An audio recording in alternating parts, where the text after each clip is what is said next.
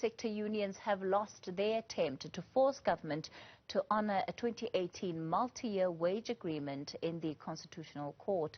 The country's highest court found that the agreement was invalid and unlawful, cementing an earlier ruling of the Labour Appeal Court. For more on this, we're joined by the Public Servants Association spokesperson Ruben Malega and Labour analyst Michael Bagram. Let me thank you both for your time tonight. Ruben, it must be such a difficult blow for you as the Public Servants Association. This, of course, was the one thing you were pinning your hopes on in at least trying to turn the situation around in as far as those wage negotiations had gone with government. Yeah, good evening, Kathy, and good evening to the viewers. First of all, indeed, we are very disappointed with the outcome of the Constitutional Court. But again, that tells you that you can't trust politicians, because it is politicians, the ministers involved of finance and one of the DPSA at the time, that made us to believe that the resolution is valid, and hence it was implemented the first year and the second year.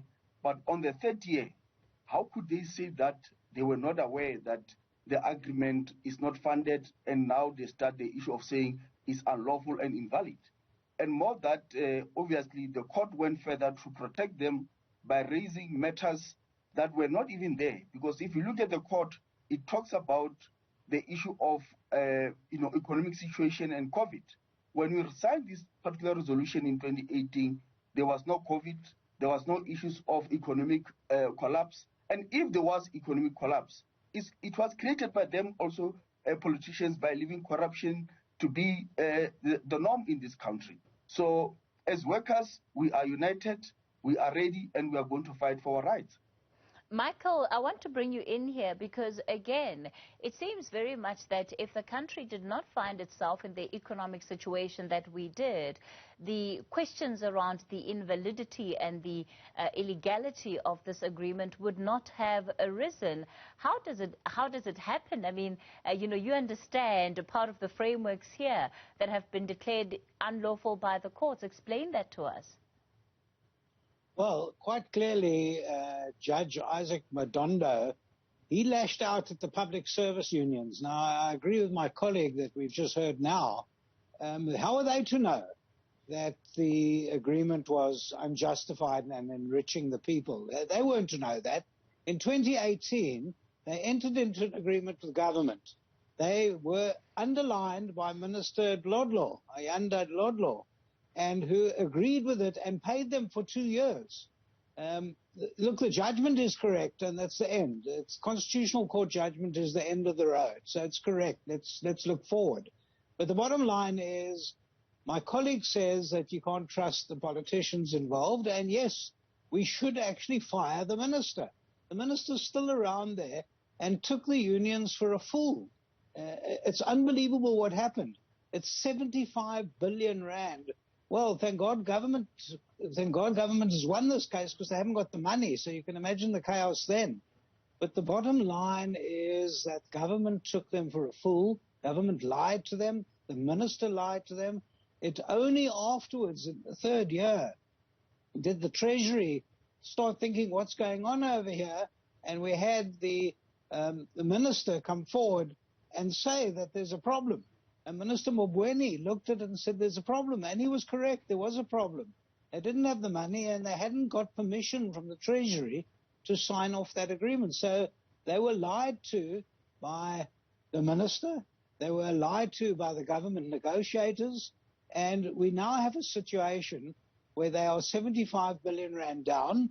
Even negotiations now, where they're actually now negotiating an increase for the public servants, it's off a much lower base.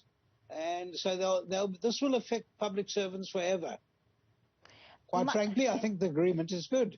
And the judgment is right. But it leaves the public servants in the lurch, having been lied to. Michael, the public service workers, of course, pay unions a premium, and they trust that they will be able to keep their interests alive and ensure that they're best represented as possible. was it really impossible for their lawyers to have figured out the fact that the necessary checks and balances were not in place? So how complicated really is this legal framework that it took place for 2 years and nobody knew that there might be something questionable? I'll give Ruben an opportunity to respond to this question, but I just want to hear from you first, Michael. Well, look, at the end of the day, clauses 78 and 79 of the public service regulations have to be complied with.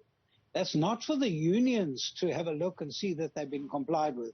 It's for the government negotiators to go and get permission and to say, have we got the money? It's not for the unions to say that at all. And, of course, what's also happened is the government has violated Section 213 and 215 of the Constitution. They had to go with the proposed increases. They must go and look at the existing budgets of government, and they had to get permission to go with it.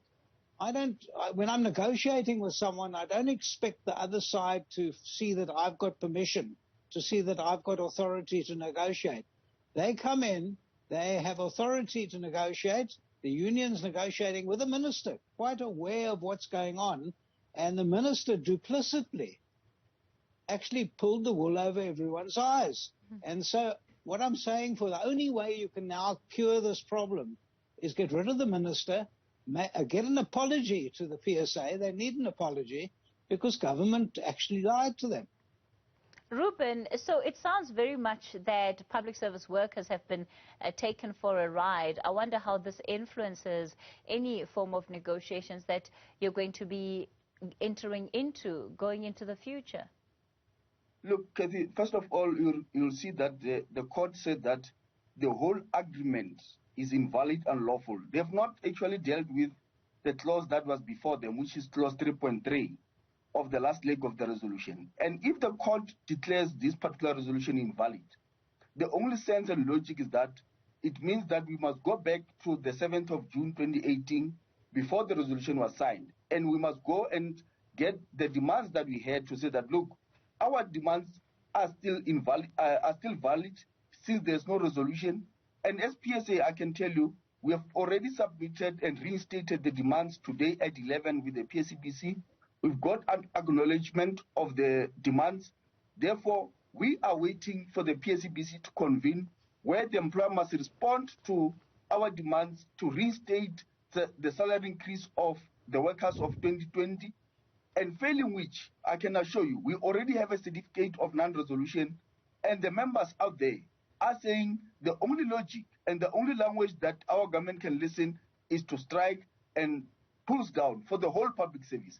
And that is what we are preparing, and we are waiting to hear from the PSCBC of the date when we are going to meet and find a solution. And we hope this time the ministers involved are not going to come up with any stories. They will seek proper mandates. And if we sign a resolution, that the resolution must be valid and backdated to 1 April 2020. PSA spokesperson Ruben Maleka, Labour analyst Michael Bagram. Let me leave it there with both of you tonight.